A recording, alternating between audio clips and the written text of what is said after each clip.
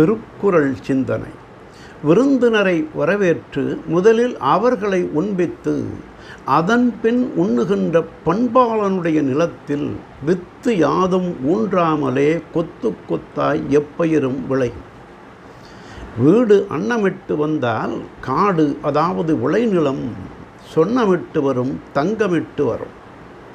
விளைவுக்கு நீர், நிலம் முதலியன வேண்டும். ஆயினும் வித்து மூலகாரணம் ஆகின்றது. விதை, முளை, பயிர், பலன் என்ற முறை புலனாகின்ற போது விதை இல்லையானால் விளைவே இல்லை. இயற்கை நெறியான இந்நிலையையும் கடந்து அறத்தெய்வம் விருந்தோம்பும் புண்ணியவானுக்கு உரிமையாய் வந்து உதவுகிறது. விருந்தினரை விருந்தோம்பும் பண்பாளனுடைய நிலத்தில் எப்பயிரும் செழிப்பாக வளர்ந்து நிற்கும். பண்ணிய பயிரில் புண்ணியம் தெரியும் என்பது ஔவை மொழி.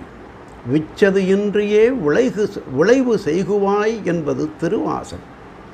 ஆகவே பிறருக்கு நீ உணவு ஊட்டினால், பிற உயிர்களுக்கு உணவு ஊட்டினால், உன்னுடைய நிலத்தில் பயிர்களுக்கு விளைவை ஊட்டும் அறத்தெய்வம் என்று தெய்வப்புலவர் விருந்தோம்பல் அதிகாரத்தில் வித்தும் இடல் வேண்டும் கொல்லோ விருந்தோம்பி மிச்சின் மிசைவான் புலம் என்றார்.